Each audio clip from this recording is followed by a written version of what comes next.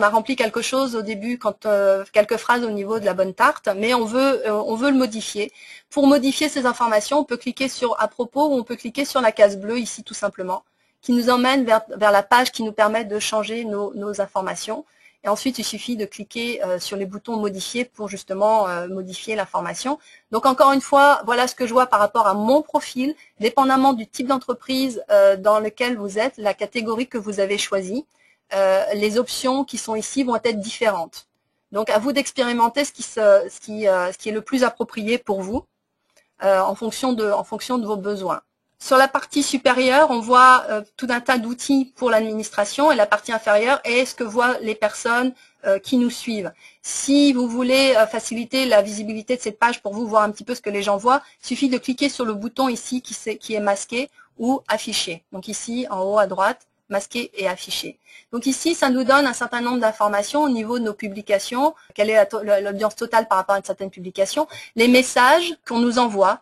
Il est possible, en ayant une page Facebook, que les gens qui nous suivent nous envoient des messages. Par contre, nous, on ne peut pas envoyer de messages à des gens qui nous suivent. Seuls les gens, on peut répondre à leurs messages, mais on ne peut pas initier une conversation. C'est pour ça que les gens préfèrent très souvent aimer une page. Ils vont être certains, plutôt que d'aimer un profil personnel, puisque si vous vous rappelez bien, sur un profil, on peut communiquer dans les deux sens. Tandis qu'ici, sur une page business, c'est la personne qui a cliqué sur le like qui peut initier la conversation. Nous, en tant que gestionnaire, on ne peut pas initier de conversation avec les gens. Ce tableau de bord nous donne aussi un petit peu d'informations.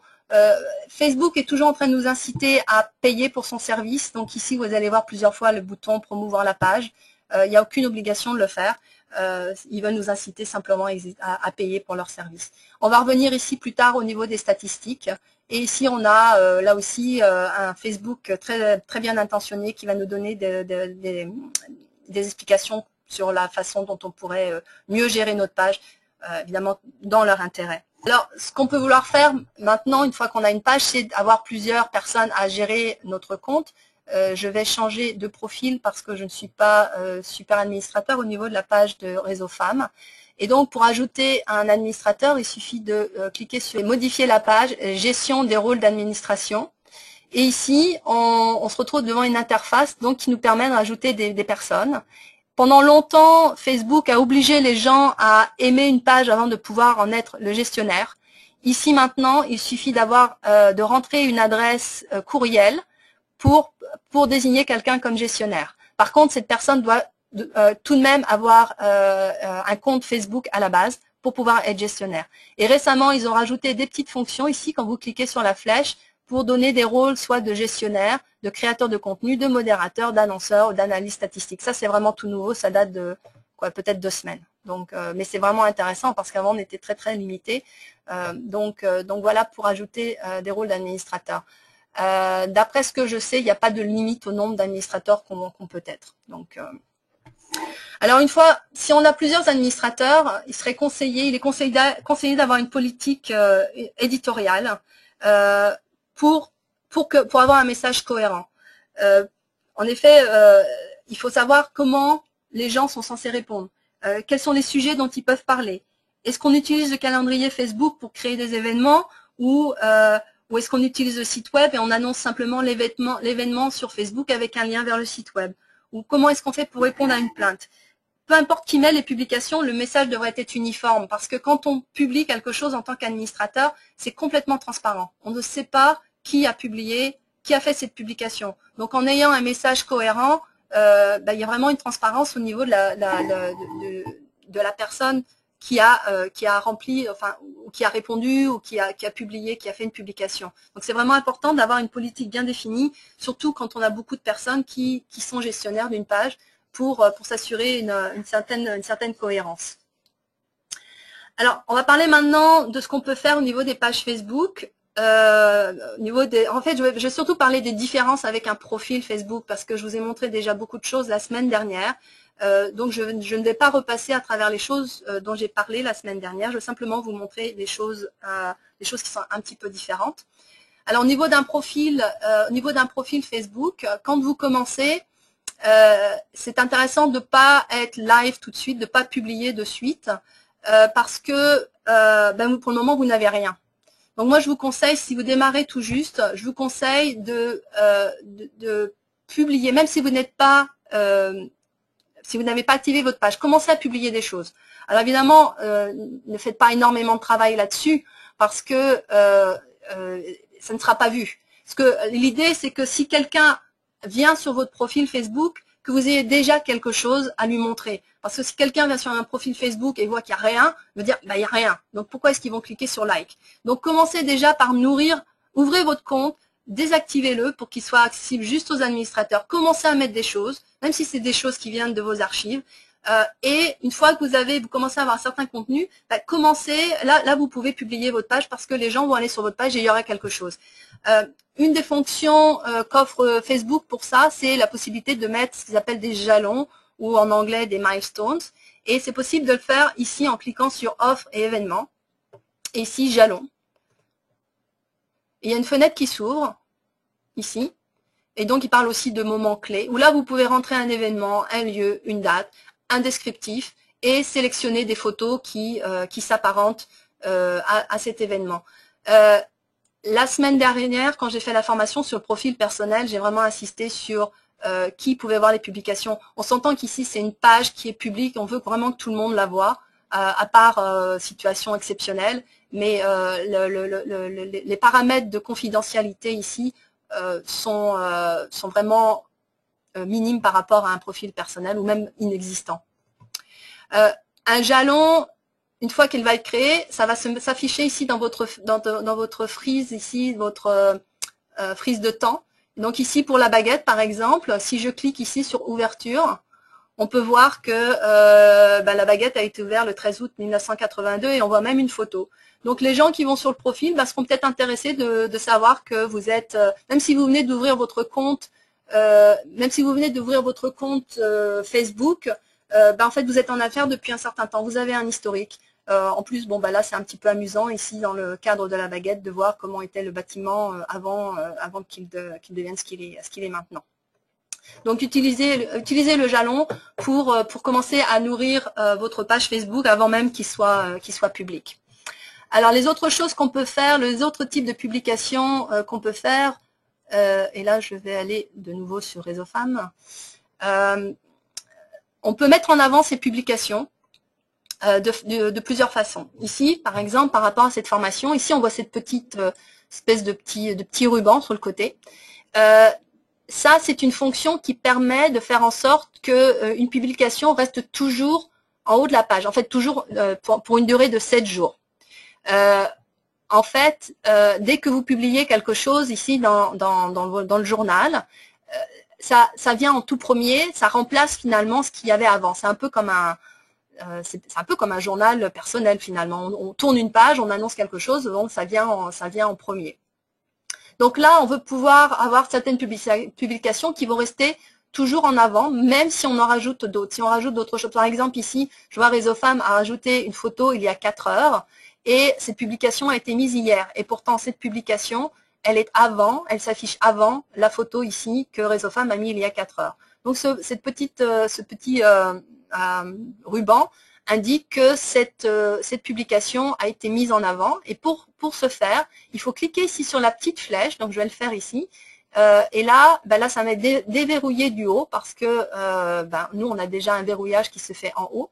Mais si je vais sur une publication qui n'a pas eu cette fonction d'appliquer, je clique sur la petite flèche et là, j'ai l'option de verrouiller en haut. Si je clique sur verrouiller en haut, cette publication va se retrouver pendant 7 jours en haut de la colonne des publications. On peut voir également les autres options qu'on a par rapport à une publication. Une fois qu'elle a été faite, donc on peut faire des modifications, on peut changer la date, on peut ajouter un lieu, on peut la mettre en avant. Voilà, je vais la mettre en avant. Et là, ce que fait l'option mettre en avant, c'est que ça prend toute la largeur de la page et donne donc une meilleure visibilité à cette publication. Si je veux la retirer, j'ai juste à cliquer ici, ne plus mettre en avant. Voilà, et donc je reviens à un format normal. Une autre option pour mettre quelque chose en avant, c'est le hashtag. Le hashtag, en français, on parle du dièse ou on dit aussi le carré parfois. C'est une façon d'associer un mot-clé avec une publication. Donc là, si par exemple j'écris les femmes sont belles, bon, je vais pas publier, hein, évidemment, c'est juste un exemple. Mais si je veux que cette publication soit vue, ce que je peux faire, c'est mettre un hashtag, donc un dièse, et ensuite mettre le mot, écrire le mot femme, qui s'affiche en encadré bleu, donc il y a quelque chose de spécial. Si je devais publier cette publication, si quelqu'un fait une recherche sur femme, ma publication sortirait dans cette recherche. Donc là, je vais effacer ça et je vais démontrer ce que je veux dire. Donc ici, je veux faire une recherche et je vais faire la recherche justement sur le mot femme. Tout de suite, en tapant le hashtag et le mot-clé en question, Facebook me le propose. Il dit, tiens, voilà, il y a un hashtag qui s'appelle femme, en effet. Donc, je clique dessus et ça me donne la liste des publications dans lesquelles le hashtag femme a été utilisé. Alors, il faut que les gens le mettent. S'ils avaient mis juste femme, c'était pas suffisant. C'était pas un hashtag, c'était pas une référence par rapport à un mot-clé. Mais là, je vois que, par exemple, ici, dans cette publication, le FMI publie une note de 30 pages sur la place des femmes dans l'économie mondiale. Donc, ce qu'ils ont fait ici, ils ont intégré le mot-clé, enfin le dièse, devant le mot femme, mais dans leur publication, ce qui est une très bonne façon de faire. On peut aussi mettre un texte et mettre les mots-clés ensuite. C'est un choix. Je vous conseille de peut-être pas plus que 2-3 hashtags parce que ça peut devenir difficile au niveau de la lecture. Alors, ce qu'on peut faire également, et là je reviens sur la page de Réseau Femmes, c'est de planifier une publication à une date ultérieure. Donc là, de nouveau, je vais faire les femmes sont belles. Voilà. Et là, donc j'ai l'option en cliquant sur la petite horloge ici, de dire, bah tiens, je le veux pour plus tard. Celles qui ont suivi la formation de la semaine dernière, on a ça au niveau du profil personnel, mais on ne peut pas mettre des publications qui sont plus tard que la date du jour. Ici, on peut mettre une publication, je pense que c'est 1 an le délai, mais donc là, je pourrais dire, bah tiens, je veux que cette publication s'affiche en 2014. Je vais ajouter le mois, peut-être en janvier, et ajouter le jour, donc le 1er janvier, et même ajouter une heure si je voulais, et je clique sur planifier. Facebook me dit que c'est donc programmé le 1er janvier de 2014 à 9h GMT. Et si je veux revoir cette publication, je peux faire en sorte que ça s'affiche dans l'historique personnel. Donc là, je vais cliquer historique personnel et cette publication s'affiche ici. Là où certaines personnes ont un souci, c'est qu'une fois qu'ils reviennent sur la page, évidemment, cette publication ne se voit plus puisqu'elle est planifiée pour le futur. Donc, elle n'est plus là, elle n'est plus affichée. Comment est-ce qu'on peut la retrouver? Il suffit d'aller dans modifier la page, utiliser l'historique ici. Et de nouveau, on voit cette publication. Et quand on clique sur la petite flèche ici, on a le choix de changer la date ou l'heure, de publier maintenant ou de supprimer la publication. Et c'est ce que je vais faire. On me dit, est-ce que vous voulez vraiment supprimer cette publication? Oui. Voilà, donc j'ai supprimé cette publication. C'est vraiment intéressant parce que au niveau d'un point de vue d'organisation, si vous savez par exemple que vous avez du temps le samedi pour faire plusieurs publications, mais que le reste de la semaine vous êtes occupé, rien ne vous empêche le samedi de grouper tout un tas de publications différentes et de les planifier pour le futur et de faire ça peut-être une fois par semaine. Donc c'est une façon d'optimiser son temps. Alors, une autre option aussi qu'on peut utiliser, mais qui en fait n'est pas activée sur Réseau Femmes, donc là, il va falloir que j'aille sur une autre page, c'est la possibilité de faire des publications qui vont s'afficher par rapport à une audience qui est vraiment ciblée. Donc là, je vais cliquer ici sur la petite fenêtre de statut.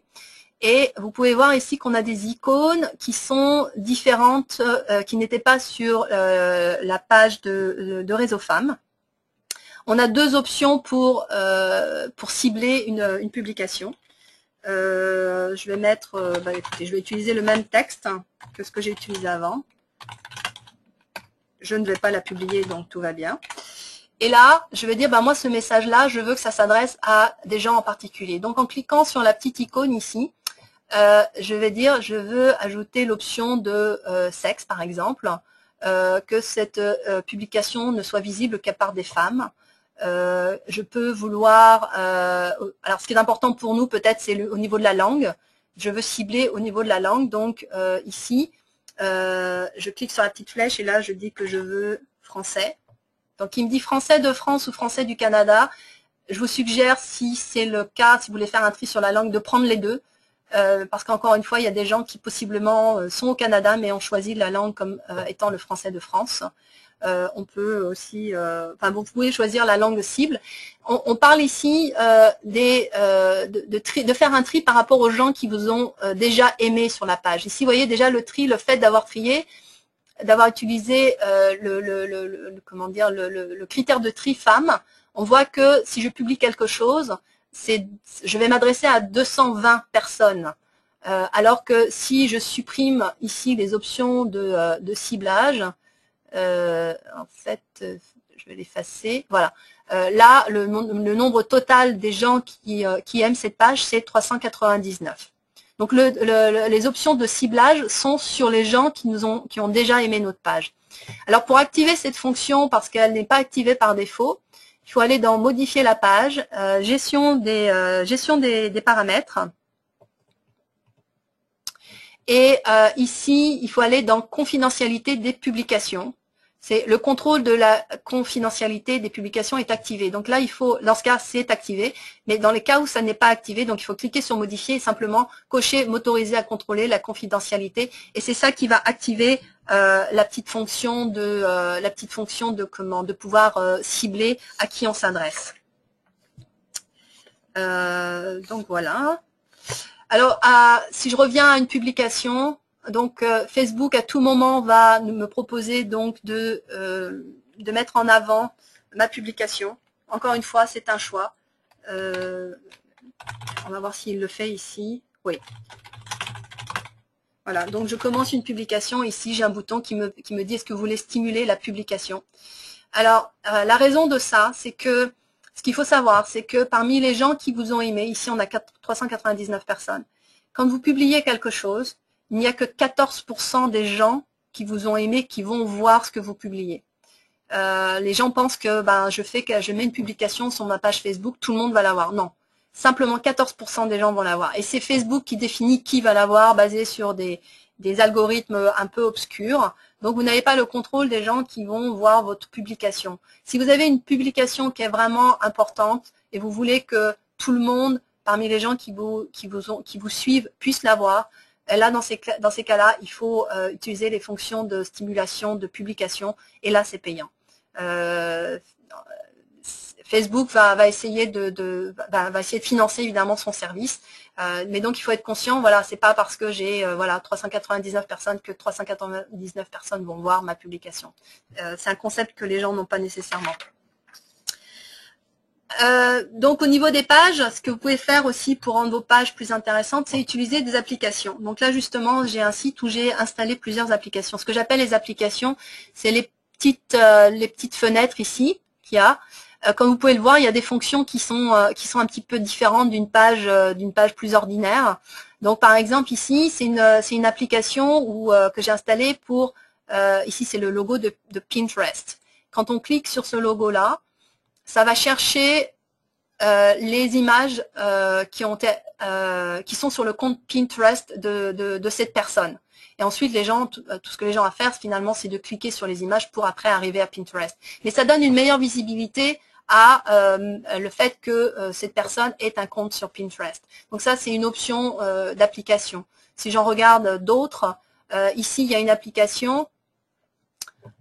Donc comme je suis gestionnaire, je vois des choses qui sont un petit peu différentes, mais en gros cette application ici permet de faire en sorte que d'obliger les gens à aimer la page avant de pouvoir télécharger ce livre qui est un e-book qui est gratuit. Mais on va dire aux gens, vous pouvez aimer cette page, non, vous pouvez télécharger le e-book simplement si vous aimez la page. Donc encore une fois, moi je vois des choses un peu différentes parce que je suis gestionnaire de la page. Mais voilà, c'est une des options que les applications permettent.